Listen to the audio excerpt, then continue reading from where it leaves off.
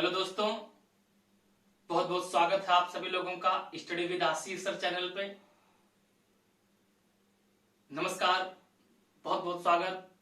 देखिए साहब, पिछली क्लासों में हम लोगों ने भारत के संवैधानिक इतिहास के बारे में पढ़ना शुरू किया था। उधर हम लोगों ने इंडियन ज्योग्राफी पढ़ रहे थे। इंडियन ज्योग्राफी में हम लोगों ने इंडस रिवर तक की सारी कहानी पढ़ ली थी, उसके बारे में पूरा डिटेल में पढ़ा था। आज हम लोग सोच रहे हैं कि आज हम लोगों को एक अलग से एक स्पेशल टॉपिक पढ़ना चाहिए, और आज जो स्पेशल टॉपिक हम लोग डिस्कस करने जा रहे हैं उस स्पेशल टॉपिक का नाम है सेंट्रल अमेरिका, मध्य अमेरिका है। मुझे ऐसा लग रहा है कि सेंट्रल अमेरिका डिस्कशन के पॉइंट ऑफ व्यू से बहुत ही इंपॉर्टेंट है, इसीलिए हमने सोचा कि हम लोगों को मध्य अमेरिका के बारे में अध्ययन कर लेना चाहिए, इसके बारे में पढ़ना चाहिए। यानी आज के डिस्कशन का जो विषय है वो है सेंट्रल अमेरिका, मध्य अमेरिका। तो अगर हम लोग मध्य अमेरिका की बात करें, सेंट्रल अमेरिका के बारे में डिटेल में देखें, तो मैप में जाकर के, वर्ल्ड के मैप में अगर जाकर के हम लोग देखेंगे, देखिए जरा थोड़ा समझिएगा। तो जैसे हम लोग देखें कि ये हो गया, आपको थोड़ा सा समझ में आ जाएगा अभी।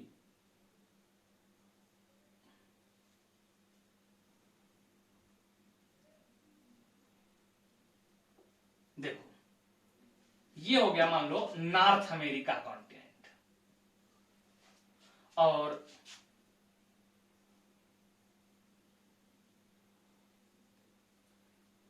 ये जो पोर्शन आपको दिख रहा है ये हो गया साउथ अमेरिका कॉन्टिनेंट।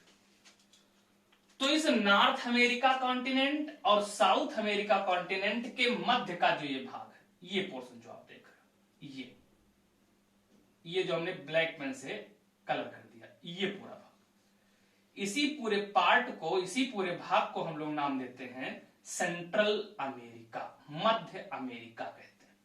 यानी सिंपल अगर मध्य अमेरिका की बात करें, देखो यहां तो इस नॉर्थ अमेरिका कॉन्टिनेंट और इस साउथ अमेरिका कॉन्टिनेंट को जोड़ने वाला, किस किस कॉन्टिनेंट को, तो नॉर्थ अमेरिका, उत्तर अमेरिका महाद्वीप और दक्षिण अमेरिका महाद्वीप को जोड़ने वाला जो स्थल संधि है, ये जो पूरा नैरो लैंड है,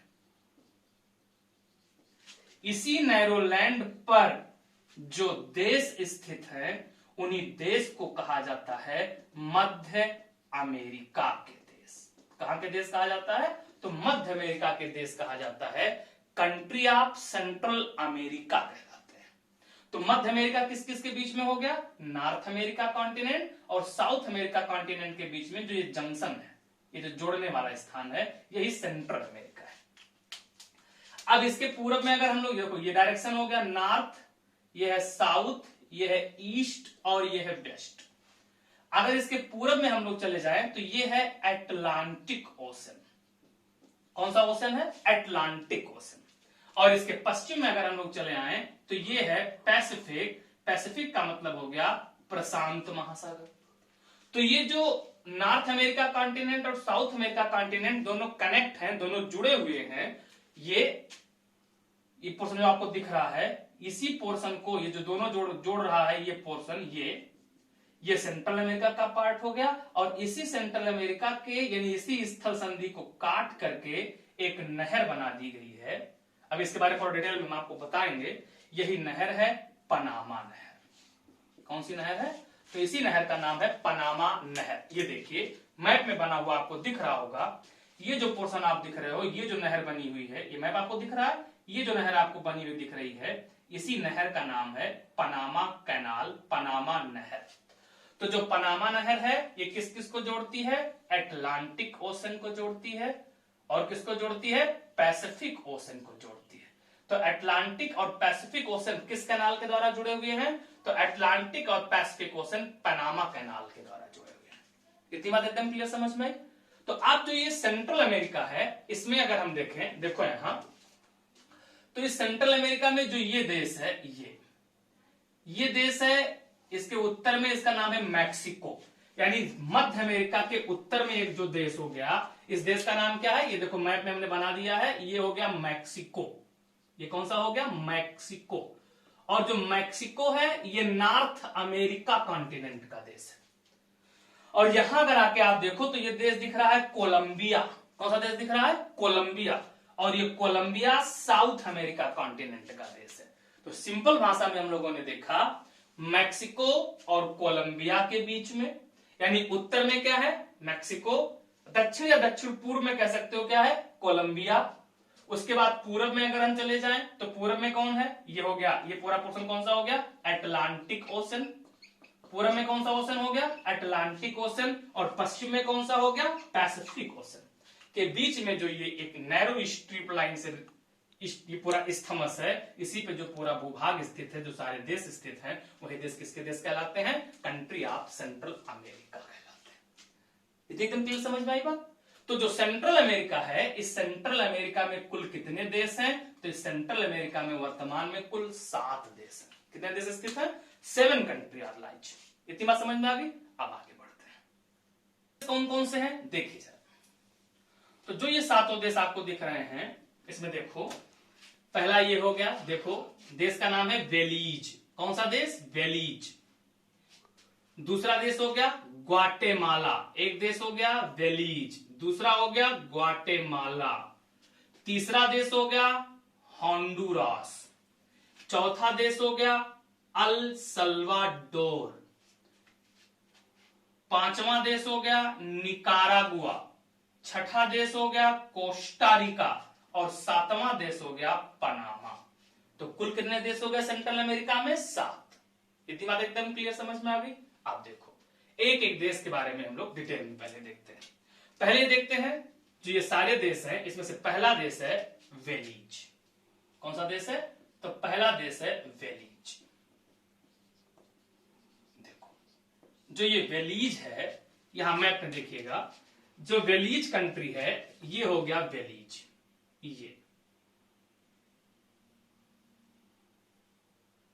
ये वेलीज है।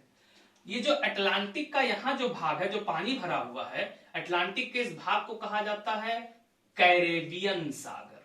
कौन सागर बोलते हैं? तो इसको हम लोग बोलते हैं कैरेबियन सागर। तो ये कैरेबियन सागर का भाग, यानी अटलांटिक का ये जो भाग है, ये किस नाम से जाना जाता है? तो ये कैरेबियन सागर के नाम से जाना जाता है।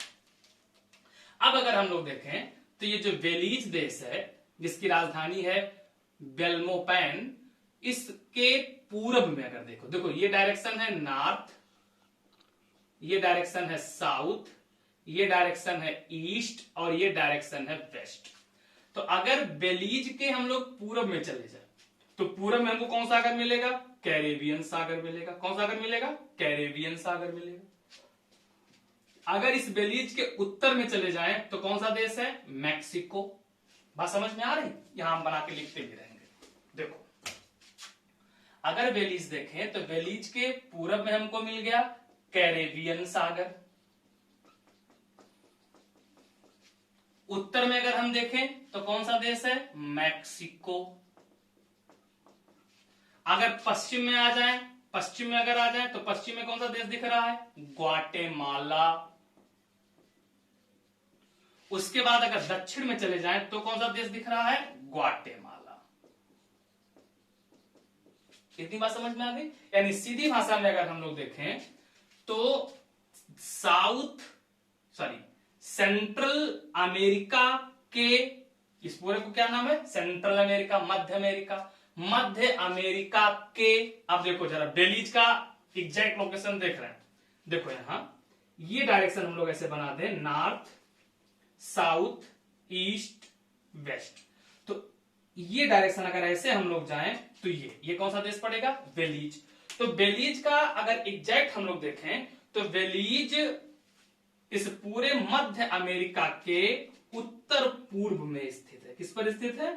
उत्तर पूर्व में स्थित कैरेबियन का तटीय देश है। यानी किसके तट पर स्थित है? कैरेबियन सागर के तट पर स्थित देश है। कौन? तो बेलीज। इसकी सीमा पर, पूर्वी सीमा पर कैरेबियन सागर, उत्तरी सीमा पर मैक्सिको, पश्चिमी और दक्षिणी सीमा किससे जुड़ी हुई है? ग्वाटेमाला से जुड़ी हुई है। इसकी राजधानी क्या है? तो अगर हम लोग देखें तो इसकी राजधानी हम लोगों ने पढ़ा कि इसकी राजधानी बेल्मोपैन है। क्या है राजधानी इसकी? तो इसकी राजधानी बेल्मोपैन है। इतनी बात समझ में? आप देखो यहां, ये आपको दिख रहा होगा, ये खाड़ी है। इस खाड़ी का नाम है होंडुरास की खाड़ी। कौन सी खाड़ी है? तो इस खाड़ी का नाम है होंडुरास की खाड़ी। तो जो ये होंडुरास की खाड़ी है, सबसे पहले कोलंबस इसी होंडुरास की खाड़ी तक यात्रा करते हुए आया था, और तब विश्व के देशों को किसके बारे में पता चला था? तब विश्व के देशों को सेंट्रल अमेरिका के बारे में जानकारी प्राप्त हुई थी। इतनी बात समझ में? आगे बढ़ते हैं। देखिए, तो बेलीज जब कोलंबस आया तो धीरे धीरे यहां पर यूरोपियन शक्तियों ने इसको अपनी कॉलोनी बनाना शुरू किया। यहां पर स्पेन और ब्रिटेन, इन दोनों ने इसको अपनी कॉलोनी बना के रखा है। बेलीज को कौन कौन? स्पेन और ब्रिटेन ने इसे अपनी कॉलोनी बना करके रखा है। लेकिन अंत में फाइनली ब्रिटेन ने स्पेन को युद्ध में पराजित कर दिया, और जिस युद्ध में पराजित किया है, ये युद्ध हुआ था 1798 में। कब हुआ था? तो 1798 ईस्वी में, 1798 में एक युद्ध हुआ जिसको कहा जाता है सेंट जॉर्ज काय का युद्ध। और इस सेंट जॉर्ज काय के बैटल में किसने? तो ब्रिटेन ने किसको पराजित कर दिया? स्पेन को पराजित कर दिया। और यहीं से ब्रिटेन का पूरा अधिकार किस पर हो गया? बेलीज पर हो गया। पूरा अधिकार इन्होंने इस पर कर लिया, और धीरे धीरे इसको अपनी कॉलोनी बना लिया, और यहां पर पूरा एकाधिकार कर लिया, मोनोपोली कर लिया।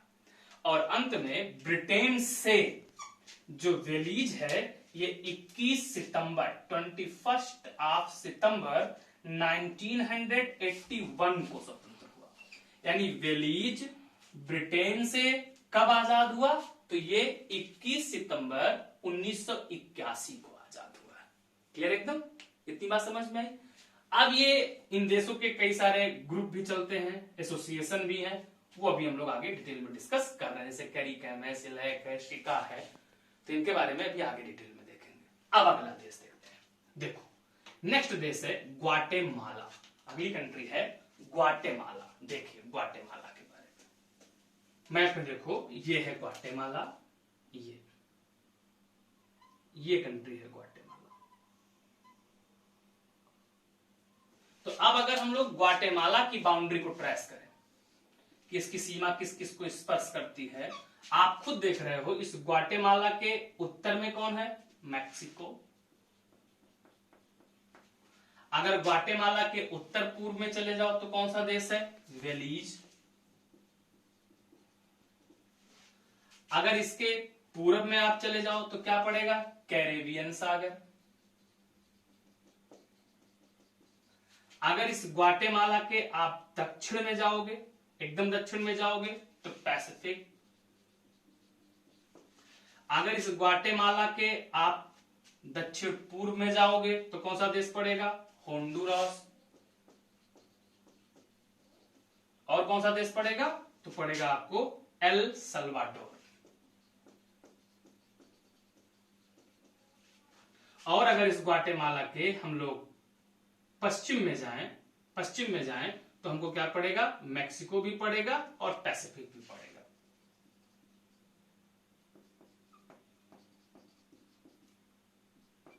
ये इसकी बाउंड्री हो गई। इसकी बाउंड्री हो गई। तो ये बाउंड्री हो गई ग्वाटेमाला की। अब जो ग्वाटेमाला है, ग्वाटेमाला की राजधानी क्या है? तो ग्वाटेमाला की राजधानी है ग्वाटेमाला सिटी। क्या है? Guatemala city. यहां एक बहुत खास बात आपको ध्यान देना है। हम लोगों ने जब बेलीज के बारे में पढ़ा तो बेलीज ऐसा देश है जिसकी सीमा केवल कैरेबियन सागर को टच करती है, जबकि ध्यान दीजिएगा, ग्वाटेमाला ऐसा देश है जो कैरेबियन को भी स्पर्श करता है। ये देखो, किसको स्पर्श कर रहा है? कैरेबियन को भी स्पर्श करता है। और कैरेबियन के साथ साथ और किसके साथ बाउंड्री बनाता है ये? तो ये प्रशांत के साथ भी तटीय रेखा बनाता है। इसका मतलब ये हो गया कि पूरी सेंट्रल अमेरिका की जो नैरो स्ट्रिप है, जो पूरी एक पतली सकरी सी स्थल है, और स्थल पूरे स्थल पर ये जो देश स्थित है, ये देखो ये कौन सा देश हो गया? ग्वाटेमाला। यानी ये कैरेबियन को भी टच कर रहा है और पैसिफिक को भी टच कर रहा है। ये बात समझ में है?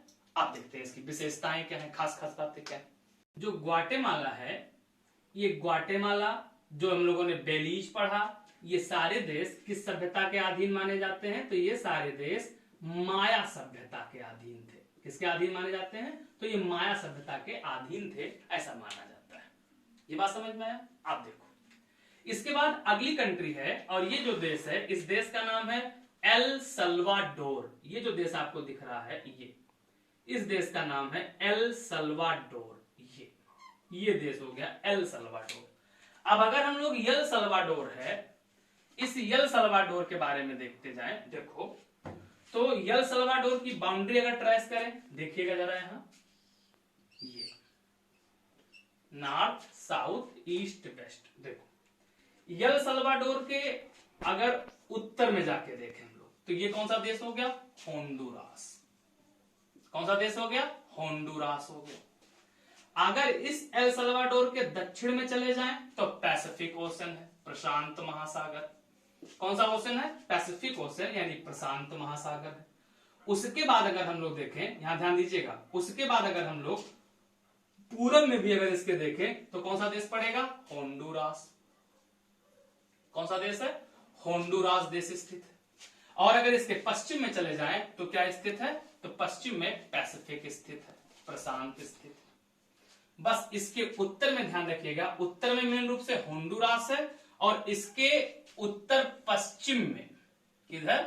तो नॉर्थ वेस्ट में उत्तर पश्चिम में जो देश है, ये देश कौन सा है? ग्वाटेमाला। कौन सा देश है? ग्वाटेमाला। तो कुल मिलाकर आपको याद रखना है कि जो एल सल्वाडोर कंट्री है, ये एल सल्वाडोर केवल दो देशों को स्पर्श करता है। एक देश कौन सा? ग्वाटेमाला, और दूसरा देश कौन सा? होंडुरास। देखो, एक देश कौन सा? ग्वाटेमाला, और दूसरा देश कौन सा है? होंडुरास। इन दोनों को स्पर्श करता है। इसकी बाउंड्री यानी एल सल्वाडोर की बाउंड्री, तटीय रेखा केवल और केवल किस महासागर के साथ है? प्रशांत महासागर के साथ है। मतलब ये एल सल्वाडोर कैरेबियन सागर को स्पर्श नहीं करता है। एक सबसे खास बात याद रखिएगा जो बहुत ही इंपॉर्टेंट है, एल सल्वाडोर जो कंट्री है, इस एल सल्वाडोर के अगर दक्षिण में देखें, या कह सकते हैं दक्षिण पूरब में देखें, तो इस एल सल्वाडोर के दक्षिण पूर्व में एक खाड़ी स्थित है। उस खाड़ी का नाम है फॉन्सेका की खाड़ी। कौन सी खाड़ी है? फॉन्सेका की खाड़ी है। और जो फॉन्सेका की खाड़ी है, ये खाड़ी पैसिफिक ओशन का ही भाग है, प्रशांत महासागर का ही भाग है। और ये कहां स्थित है? तो ये एल सल्वाडोर के दक्षिण पूर्व में स्थित है। कौन सी खाड़ी? फॉन्सेका की खाड़ी। वास्तव में ये तीन देशों को स्पर्श करती है। किस किस को? तो एक देश हो गया एल सल्वाडोर, दूसरा हो गया होंडुरास, और तीसरा कौन सा हो गया? निकारागुआ। कौन सा देश है? निकारागुआ। ये बात एकदम क्लियर समझ में आई? अब अगला कंट्री देखते हैं। नेक्स्ट कंट्री है साहब होंडुरास। कौन सा देश है? तो अगला देश है होंडुरास। देखिएगा, तो होंडुरास कंट्री है, इसके बारे में देखो, थोड़ा अच्छे से देखना। देखिए, आप सभी लोग पढ़ें तो वीडियो को थोड़ा शेयर भी किया कीजिए। हम तो अपना काम अपनी ओर से प्रयास करते हैं कि आपकी पढ़ाई अच्छे से चलती भी रहे और आप लोग अच्छे से पढ़ते भी रहे। लेकिन मेरे प्यारे दोस्तों, आप लोग कहीं ना कहीं थोड़ा ज्यादा स्वार्थी हो गए हैं। ना लाइक करते हैं, देख भी लेंगे तो लाइक नहीं करेंगे, शेयर नहीं करेंगे। आप सोचो, अगर आप अपने दोस्तों को नहीं बताएंगे कि हम इतनी मेहनत करके आपको पढ़ा रहे हैं, तो कैसे आपके दोस्त मेरे बारे में जान पाएंगे? तो इतना तो आपका कर्तव्य बनता है कि कम से कम अपने दोस्तों को ये बताएं, वीडियो को शेयर करें, मेरे हित में भी थोड़ा सा काम करें। वहां समझ पा रहे हैं क्या कहना चाह रहे हैं? देखिए साहब, अच्छा, अगली कंट्री है होंडुरास। तो जो ये होंडुरास है, होंडुरास की राजधानी है तेगुसिगल्पा। क्या राजधानी है इसकी? राजधानी है तेगुसिगल्पा। अच्छा ध्यान दीजिएगा, जो हम लोगों ने एल सल्वाडोर पढ़ा, इसकी राजधानी है सान सल्वाडोर। क्या है राजधानी इसकी? तो इसकी राजधानी है सान सल्वाडोर। अब बात करते हैं होंडुरास। तो जो होंडुरास है, इस होंडुरास की राजधानी है तेगुसिगल्पा। क्या राजधानी है? तो इसकी राजधानी है तेगुसिगल्पा।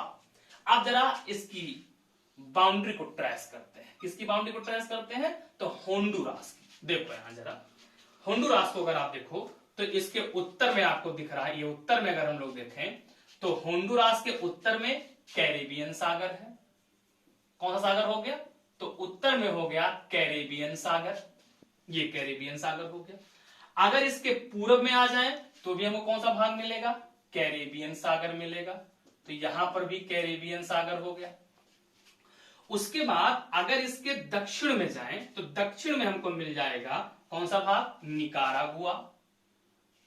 कौन मिलेगा? तो यहां मिलेगा हमको निकारागुआ का भाग, यानी निकारागुआ है।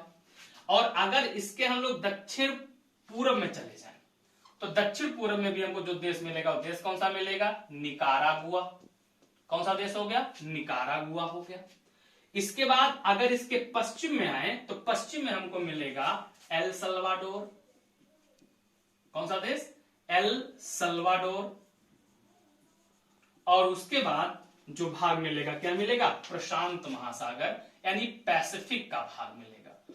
और ध्यान दीजिएगा, पैसिफिक का कौन सा भाग इसको टच करता हुआ मिलेगा? तो फांसेका की खाड़ी। कौन सी खाड़ी? फांसेका की खाड़ी मिलेगी। ये बात क्लियर समझ में आए? बोलो। यानी हम लोगों ने पढ़ा कि होंडुरास के उत्तर में, अगर होंडुरास के नॉर्थ में चले जाएं तो कैरेबियन सागर है, पूरब में भी चले जाएं तो कैरेबियन सागर है।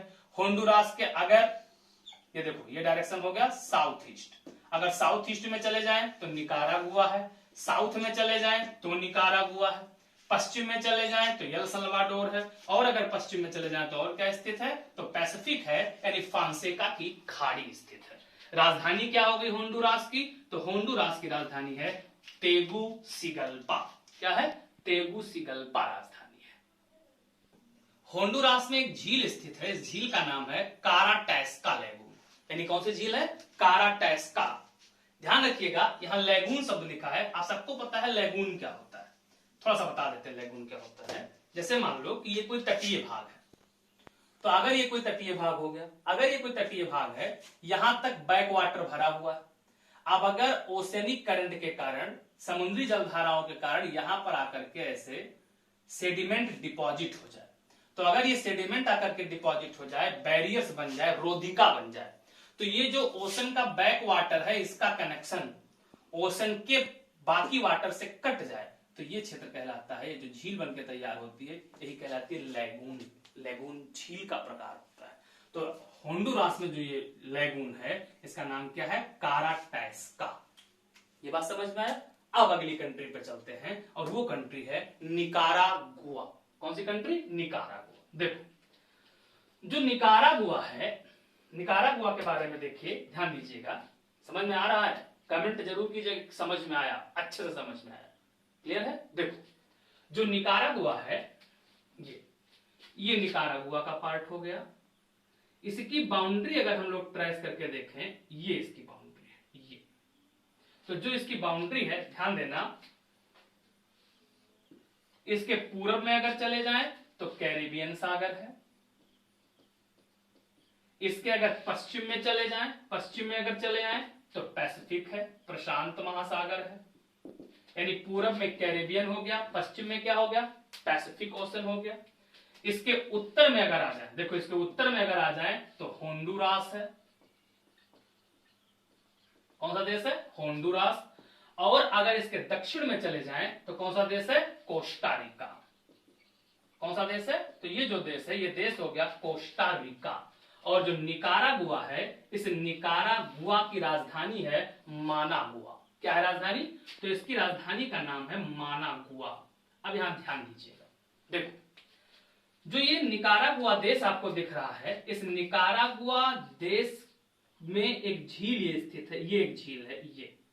इस झील का भी नाम है निकारागुआ झील। और जो ये निकारागुआ झील है, ये झील फ्रेश वाटर लेक है, यानी ये मीठे पानी की झील है। याद रखिएगा, सेंट्रल अमेरिका की फ्रेश वाटर लेक का नाम क्या है, या निकारागुआ के फ्रेश वाटर लेक का नाम क्या है, तो इसका नाम है लेक निकारागुआ। क्या नाम है, झील निकारागुआ। इसके उत्तर में एक और झील है, इस झील का नाम है मानागुआ झील। कौन सी झील है, मानागुआ झील। तो निकारागुआ झील और मानागुआ झील किस देश में स्थित है, तो ये दोनों झीलें स्थित हैं निकारागुआ में। अभी हमने आपको बताया है कि ये पनामा नहर है, जो पनामा नहर है ये पनामा देश में है। तो इस पनामा नहर के व्यापारिक एकाधिकार कह सकते हैं या भार कह सकते हैं, उसे कम करने के लिए एक नहर प्रस्तावित की गई है। उस नहर का नाम क्या है, निकारागुआ नहर। कौन सी नहर है, निकारागुआ नहर है। और ये जो नहर है, ये रेड पेन से आपको नहर दिख रही होगी, यही वो नहर है जो बनाने का प्रस्ताव है। ये 2013 में इस नहर को बनाने का प्रस्ताव रखा गया था। ये जो नहर है, ये इसी नहर का नाम है निकारागुआ नहर। ये आपको दिख रही है ये। तो इस नहर के द्वारा कौन कौन जुड़ जाएगा, कौन कौन सा भाग जुड़ेगा, तो ये कैरेबियन सागर जुड़ जाएगा, और कौन जुड़ जाएगा, प्रशांत जुड़ जाएगा। और ये नहर किससे होकर गुजरेगी, तो निकारागुआ झील से होकर गुजरेगी।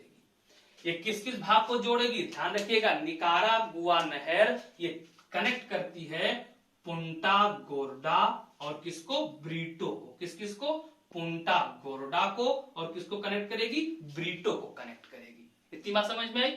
आप देखो आगे, ये जो नहर हो गई निकारागुआ नहर, कुल कितनी लंबी है, तो इसकी लंबाई 270 किलोमीटर है। और ये डेट ऑफ एक्ट यानी कब से लागू, कब प्रस्तावित किया गया है, 2013 में प्रस्तावित किया गया है। आप देखो ये एक नहर है, एक नदी है, ये नीले पेन से बनी है, ये नदी है। इस नदी का नाम है सान जुआन रिवर, सान जुआन रिवर। और ये जो सान जुआन नदी है, ये किस किस के बीच बाउंड्री बनाती है, तो ये निकारागुआ और कोस्टा रिका के बीच बाउंड्री बनाती है। किस किस के बीच, तो निकारागुआ और कोस्टा रिका के बीच बाउंड्री बनाती है। क्लियर एकदम। आप अगली कंट्री देखते हैं। नेक्स्ट अगली कंट्री है कोस्टा रिका। कौन सा देश है, तो अगला देश है Costa Rica country, Costa Rica है। अगर कोस्टा रिका के बारे में देखें, देखो यहां, तो इसके पूरब में कैरेबियन, पश्चिम में कौन सा भाग दिख रहा है, पैसिफिक, यानी पूरब में कौन सा सागर हो गया, कैरेबियन सागर है। क्लियर है एकदम। पश्चिम में चले जाएं तो प्रशांत है। उसके बाद उत्तर में अगर देखें तो कौन सा देश है, निकारागुआ। कौन सा देश हो गया, निकारागुआ कंट्री है। और अगर इसके दक्षिण में देखें तो दक्षिण में भी क्या है, इसके प्रशांत है। इसके दक्षिण पूर्व में देश है, और इस देश का नाम क्या है, पनामा। कौन सा देश है, पनामा। तो एक हो गया निकारागुआ, निकारागुआ उत्तर में, पूर्व में कैरेबियन सागर, दक्षिण पूर्व में पनामा, दक्षिण में प्रशांत, और पश्चिम में भी क्या है, प्रशांत है। क्लियर एकदम। इसका मतलब ये हो गया कि कोस्टा रिका कैरेबियन और प्रशांत दोनों के साथ तटीय सीमा बनाता है। इस कोस्टा रिका की राजधानी है सान जोस। क्या राजधानी, तो इसकी राजधानी है सान जोस राजधानी है। यहां एक बात ध्यान दीजिएगा, अगर हम लोग पूरे सेंट्रल अमेरिका को देखें तो पूरे सेंट्रल अमेरिका के 3 बड़े शहर, कौन कौन से 3 बड़े शहर हैं, पूरे सेंट्रल अमेरिका का, मध्य अमेरिका का सबसे बड़ा शहर है तेगुसिगल्पा। तेगुसिगल्पा। और जो तेगुसिगल्पा है, अभी हम लोगों ने पढ़ा है कि तेगुसिगल्पा किसकी राजधानी है, होंडुरास की। तो तेगुसिगल्पा सबसे बड़ा शहर है सेंट्रल अमेरिका का। दूसरे नंबर पर जो शहर आता है, वो शहर आता है ग्वाटेमाला सिटी। और आप बताइए ग्वाटेमाला सिटी, ग्वाटेमाला सिटी किस नंबर पर है, दूसरे नंबर पर। कहां की राजधानी पढ़ा हम लोगों ने, ग्वाटेमाला की राजधानी पढ़ा। और जो तीसरा बड़ा शहर है, ये तीसरा बड़ा शहर आता है मानागुआ। मानागुआ अभी पढ़ रहे थे हम लोग मानागुआ के बारे में, मानागुआ। और जो मानागुआ है, मानागुआ कहां की राजधानी, निकारागुआ की। ये तीसरा बड़ा शहर है, कहां का, सेंट्रल अमेरिका का। अब जो कोस्टा रिका है, ध्यान देना, जो कोस्टा रिका है, इस कोस्टा रिका के पश्चिम में प्रशांत महासागर का जो भाग स्थित है, यहां ध्यान दीजिएगा, इसके उत्तर में, यहां देखो, इसके उत्तर में या कह सकते हैं उत्तर पश्चिम में एक खाड़ी स्थित है। इस खाड़ी का नाम है डी सेलिनास की खाड़ी। कौन सी खाड़ी? तो हम लोगों ने पढ़ा डी सेलिनास की खाड़ी। और जो डी सेलिनास की खाड़ी है ये कहां स्थित है? तो ये कोस्टा रिका के उत्तर पश्चिम में स्थित है। कहां स्थित है? उत्तर पश्चिम में, नॉर्थ वेस्ट में स्थित है। किसके? कोस्टा रिका के। किसका भाग है? प्रशांत का। फिर कोस्टा रिका के पश्चिम में स्थित है पापागयो की खाड़ी। पापागयो की खाड़ी ये भी किसका भाग है? पैसिफिक का भाग है। और ध्यान रखिएगा, इसके बाद ध्यान देना, जो ये निकोया की खाड़ी है, ये निकोया की खाड़ी भी कहां स्थित है? तो कोस्टा रिका के पश्चिम में स्थित है। और इसी कोस्टा रिका के पश्चिम में कोरोनाडो की खाड़ी और डल्वे की खाड़ी स्थित है। एक बार फिर से देखना, डी सेलिनार की खाड़ी, पापागयो की खाड़ी, निकोया की खाड़ी, कोरोनाडो की खाड़ी और डल्वे की खाड़ी, ये सारी खाड़ियां, पांचों खाड़ी कहां स्थित हैं? कोस्टा रिका के पश्चिम में स्थित हैं। और किसका भाग है? तो ये पैसिफिक ओशन का भाग है, प्रशांत महासागर का भाग है। ये बात समझ में आया? अब इससे आगे अगर हम प्रोसीड करें तो अगला देश जो है वो देश कौन सा है? पनामा। तो नेक्स्ट कंट्री पढ़ेंगे हम लोग। कौन सी कंट्री है? पनामा। जो पनामा है ये देखो किसको टच कर रहा है? कोलंबिया को। और कोलंबिया किस महाद्वीप का देश है? साउथ अमेरिका कॉन्टिनेंट का भाग है। इसको अगर देखें तो इसके उत्तर में, यानी पनामा को अगर देखा जाए तो पनामा के उत्तर में देखो, जो पनामा है, इस पनामा के अगर उत्तर में देखें तो कैरेबियन सागर का भाग स्थित है। कौन सा सागर हो गया? कैरेबियन सागर। उसके बाद अगर इसके दक्षिण में चले जाएं तो फिर कौन सा भाग है? तो यहां प्रशांत महासागर है। कौन सा भाग हो गया? प्रशांत महासागर का भाग है। अगर इसके पूर्व में हम लोग देखें तो पूर्व में हम लोग कह सकते हैं कि कोलंबिया का भाग स्थित है। एग्जैक्ट पूर्व नहीं है, थोड़ा सा दक्षिण पूर्व है। कौन सा भाग है? कोलंबिया का भाग स्थित है। और इसके पश्चिम में भी हम लोग देखें तो पश्चिम में हमको प्रशांत मिलेगा, लेकिन इसका जो नॉर्थ वेस्ट का भाग है यहां हमको कौन सा मिलेगा? Costa Rica. तो ध्यान रखिएगा, मध्य अमेरिका का केवल एक देश पनामा को टच करता है, और मध्य अमेरिका का केवल एक देश जो टच करता है वो देश कौन सा है? Costa Rica. कौन सा देश है? Costa Rica.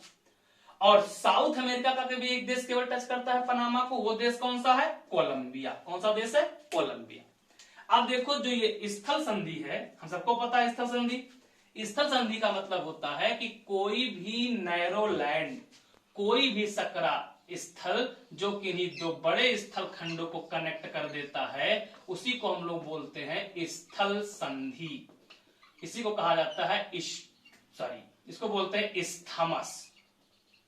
तो यहां पर आप देख रहे हो, ये जो इस्थमस का भाग है, इस इस्थमस का नाम है पनामा इस्थमस। और इससे कौन कौन जुड़ा है? अभी पढ़ा था साउथ अमेरिका, और कौन जुड़ा है? नॉर्थ अमेरिका का पार्ट।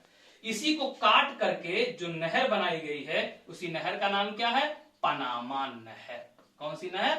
पनामा नहर। पनामा नहर इधर कैरेबियन को जोड़ती है, इधर प्रशांत को जोड़ती है। इसके देखो, ये हो गया उत्तर, ये हो गया दक्षिण, या कह सकते हो थोड़ा सा पूरब कर सकते हो, लेकिन चलो उत्तर दक्षिण मान लेते हैं। तो ये जो शहर है, ये जो बंदरगाह है, इसका नाम है कोलन। ये कौन सा बंदरगाह हो गया? कोलोन बंदरगाह। और इधर ये हो गया पनामा। तो कौन कौन स्थित है? कोलोन और पनामा को कौन कनेक्ट करता है? तो कोलोन और पनामा को कनेक्ट करती है पनामा नहर।